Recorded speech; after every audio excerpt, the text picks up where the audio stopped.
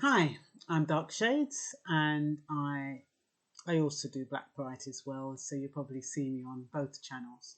And I tend to, if I want to talk about a subject that I think is pertinent for both channels, I'll do it a bit differently, and maybe not so long for this one, because I think this channel is more to do with self-development, whereas Blackbright News is just an informative channel.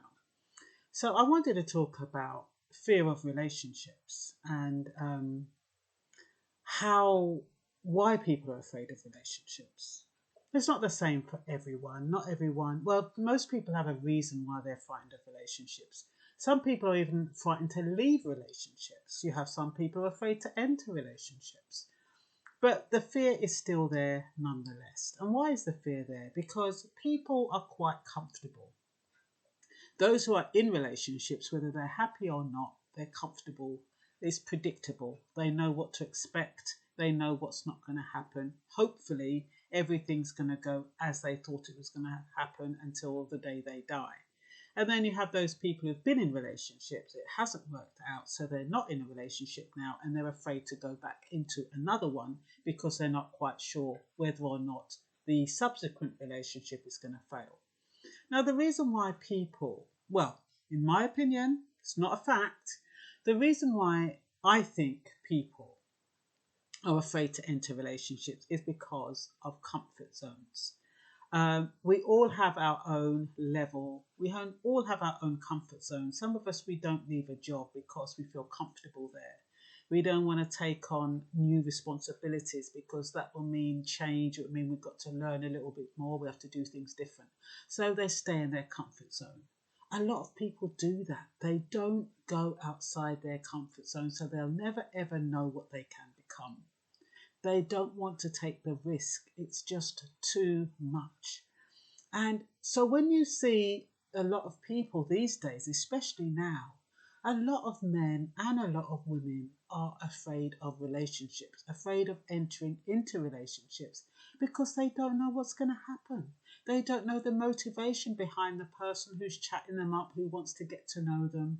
They don't know whether that person really wants them or if they want something that they have. And it's got to that stage where people are skeptical about relationships, skeptical about people. They can't be bothered. Entering into relationships these days, both for men and women, takes risk. The man who has finally reached a stage where he feels financially comfortable, he's got his own place, he doesn't want a woman coming in there and then it doesn't work and she's talking about she wants 50%. Likewise with the woman. The woman has set up her little nest. She's got her little income. She knows what she's doing. She's coming and going. She doesn't want a man to come into her home and then it doesn't work out. And so she is, and then on top of that, he wants 50%. And the mindset in both cases is that it will not work. It's a negative mindset. It's a negative mindset. It's about fear, and fear stops you from taking risks. Supposing it does work. Supposing you don't have to give that person 50%. Supposing you get on with like a house on fire. You're not going to know if you don't try. But people don't want to try. They don't want to step out. They've already got it in their mind. Oh, I got to, next thing you know, she take me money or she take me horse. The same as with women. Oh, I don't want anybody to move in. Next thing you know, they want half. Even with people who don't own property and they've just got a flat or whatever it is they live in, they're still afraid that somebody's going to change their routine. And a lot of people, that's what it's about. They've got a routine. They've got the way that they do things. They don't want to change. They don't want anybody to come in and change their way of doing things. And their way of doing things, change. Change is good. The person that's coming in might have a better way of doing things. But you find a lot of people who've been on their own, they don't want to change. Very, very rigid. They don't want to make room for someone else. They don't want to commit. They don't mind having a little fling or, they have somebody who they can keep at bay, especially if it's mutually convenient. So they keep their distance. They don't commit. They stay single. Afraid that if they do commit, they're going to lose out. And they go into relationships. Well, they don't even enter relationships because the relationships don't even get anywhere because they're so afraid that they're going to lose out. And so they shift from place to place. They settle for a little while here, and then they move on. They settle for a little while here, so they don't have to commit to anything. And so, but in order to grow, you have to be prepared to change. You have to be prepared to take risks. You have to be prepared to come out of your comfort zone. A lot of people, don't know what their comfort zone is. Well, your comfort zone is everything you have now. If you're living in a house and you have a car and you have a nice job and you've got a good income, you've got a laptop, you've got all your creature comforts, you've got food in the cupboard, that's your comfort zone. It's everything that you have at this particular moment. Everything that's outside your comfort zone is what you don't have. That might be a relationship, it might be a cruise, it might be buying a bigger house, it could be anything, but it's what you don't have. That's outside your comfort zone. And in order to get the things like the larger house or the relationship or the cruise, you're going to have to start saving, you're going to have to do things differently, and you're going to have to take risks in order to get what's outside your comfort zone if you want it. A lot of people convince themselves that they don't want it, so they don't want to take the risk and they don't want to go outside their comfort zone. So they stay within it, with their children, with their pets, with whoever they're living with, and they convince themselves that they don't want a relationship when really what they're saying is, I don't want to go outside my comfort zone. I don't want to do anything different. I don't want anybody to change my routine. I don't want anybody to upset the apple cart. I don't want anybody to break my heart. I don't want anybody to betray me. I don't want anybody to hurt me again. I don't want to go through all of this for nothing. That is what they're really saying. But it's easier to say, I just want to be single. That's the easiest cop out. I haven't, there's nobody out there for me. But the thing is with relationship, each relationship, whether or not it works or it doesn't work, it teaches you something. It helps you to grow. It helps you to know what you don't want. So you go out with somebody and he breaks your heart, or you find out something about him, you can say, oh, well, I didn't think about that. I didn't think about asking that question. So when you go out into the world again, you know what questions to ask. You've grown, you've got more information, you've got knowledge, and knowledge is wisdom. So you build on that. You know that, okay, supposing you didn't know that person had a criminal record and it just came up in conversations. So next time you're meeting somebody, you can just, throw it in there. If you've done time, or is there anything you regret doing, or is there anything you need to tell me that's important that could affect somebody? If you're going into a serious relationship, they might not want to tell you, but at the same time you can say, have you done time? Have you ever been to prison? Are you married? Are you divorced? Are you widowed? Are you separated? A lot of times you take it for granted that somebody is single, just because they're talking to you and they're asking you out. Some people are brazen enough to ask you out and they're bloody married. They're in a relationship. So you can't take it for granted. You can't make the assumption. You have to make it clear and ask the questions. And it doesn't have to be an interrogation, like I've said in previous videos. You can ask, I think the best time to ask is at the very, very beginning, because you don't know anyone. And yes, they might come over and say, oh, what is this? Are you Sherlock Holmes or something? You have to ask yourself, what are they hiding? Why are they worried about answering questions? But there again, you have to be careful about what kind of questions you ask, because you can't be disclosing everything to a stranger. But I'm talking about the kind of questions. Are you married? And the thing is, remember when men used to say, oh, she want to know if me work, she want to know if me have a car. It's only that she wants, she's materialistic. It's not about that. Do you work? Does that translates into, are you self-sufficient? Can you provide for yourself? Or are you going to want to depend on me? Do you drive a car?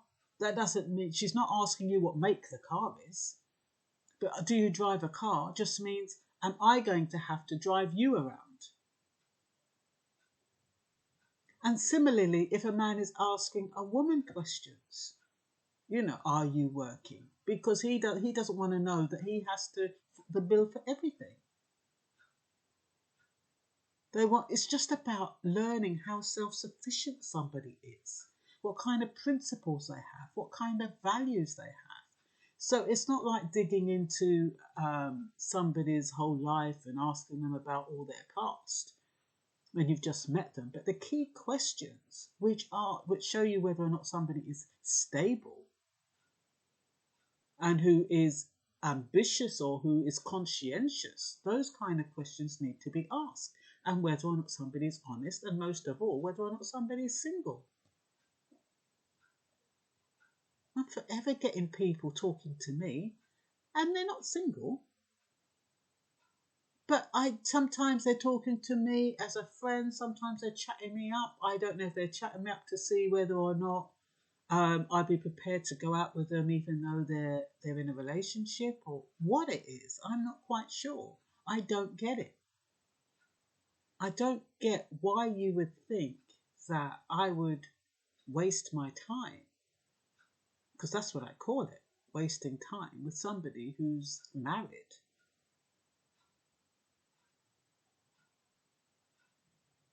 Some people say that, you can learn something from everyone, and that's probably true. But then I'd prefer that you speak to me as though I'm a friend. Don't chat me up.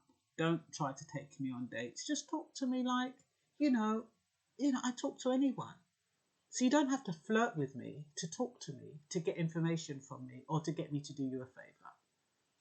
In my role, I have multi roles. And some people, especially some artists, they think that they have to chat me up and flirt with me in order for me to play their music. You don't.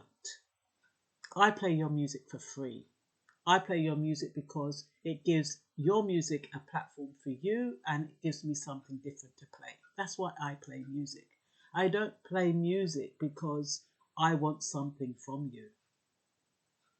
But I think people, they're so used to people wanting something from them in return that they are skeptical about somebody doing something for them for nothing. And it's like, even when I think about the shop and people come in and they talk, and it's almost like, yeah, they might have to buy a cup of tea, but a cup of tea is only a couple of quid. But my point is that some people don't understand. They don't know how to receive something for nothing. They end up apologizing. Oh, I've taken up your time. And I have to say, this is what this place is here for. It's here for you to unwind. It's here for you to talk. It's here for you to heal, basically. And so don't apologize because you're talking, because that's what this place is here for. But a lot of people, they don't. I mean, yes, like I said, they might have to buy a cup of tea, but I think they're expecting that it's more than that. I'm going to give them one big bill at the end of it or something. But getting back to relationships, all I'm saying is that, just step outside your comfort zone. Take risks. Talk to anybody. You don't have to talk to people you fancy. You can talk to people who, just to get you into the swing of things. Just to look people that you feel you've got something in common with. Just general chats, really. It's so easy to talk to people, and it makes you feel more comfortable. It makes you feel more comfortable. I have somebody who comes in the shop and he's always chatting me up, and I'm always just playing him off. And, it gives me kind of the confidence to kind of say, without being rude, you can lay your boundaries. And that's what talking to people does, because what happens is, if you don't put the practice in, you won't know how to communicate, and you won't know how to stop people from crossing boundaries. And that is what causes a lot of relationship problems. People crossing boundaries, people not knowing how far to go. But if you're practicing with just any and anybody that you're not interested in, then you will learn how to create boundaries, how to talk to people, how not to take things personally, how to laugh things off and make things light-hearted. And you don't have to be afraid. A lot of us, we've got a lot of issues and past traumas that affect the way we interact with people. Some of us genuinely don't want a relationship because the damage that's been done, is just too heart-wrenching. All I'm saying is just take a little step out of your comfort zone. Just do something you wouldn't ordinarily do. Whether it's to smile, whether it's to write a note, whether it's to call somebody, just anything. Just to take that step where you feel a little bit uncomfortable, to take a step forward so that you're one step closer into social interacting with somebody else. Especially if you're isolated in the house by yourself. That's all I'm saying. We weren't meant to live by ourselves, as much as we don't have a choice a lot of the times. I believe that, if you want something, you can get it, you can manifest it. And that is my true belief. If I know that if I want something, I can manifest it. And I can manifest it pretty quickly if I really want it. And that's all I'm saying. And I will do the little bits of things that I need to do in order to manifest it. So, a lot of fear is at the heart of decision or indecision. We think about, if that person really knew me, would they like me? Supposing, like I said in the beginning, you've had a criminal conviction and you're afraid that if the person you like finds out, they're not going to like you.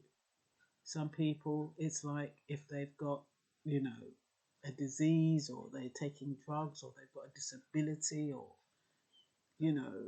whatever it is, some people think, oh, if they find this out about me, they're not going to like me. If they find out this thing about a member of my family, they're not going to want me. If they find out the real me, they're not going to like me. And some people stay out of relationships because what they think the other person might not like about them, they don't even try it. A lot of things that we build up as big and that somebody else might not like, they poo-poo it. It doesn't even, it's nothing to them. The way we interpret our lives and what we've been through is nothing to some people.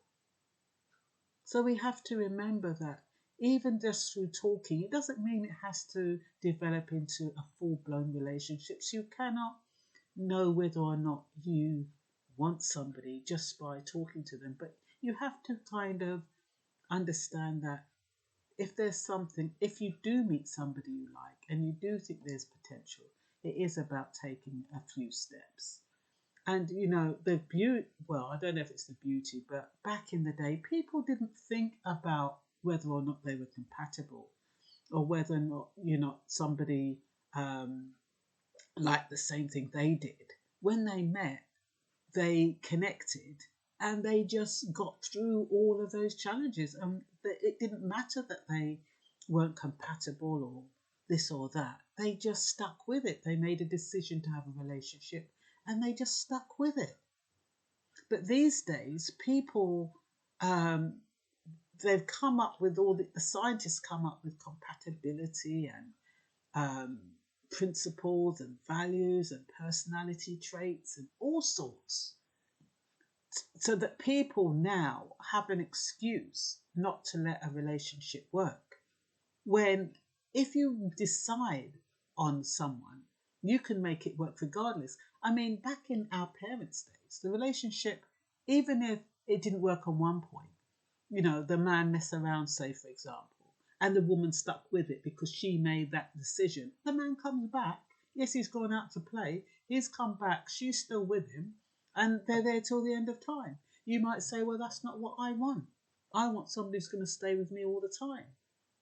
But sometimes it is about making a decision. And sometimes you can make a decision to stay with somebody and they bugger off. It's a risk. But you have to ask yourself, do I just want to stay in my own little cocoon, my safe cocoon, and not meet somebody who I could be happy with? That's what you have to ask a question. Do you want to shut all those doors? Or do you want to take the risk and say, yeah, I'm going to give it a try? You've got nothing to lose. You've got everything to gain. And that's all I've got to say for now. Bye-bye.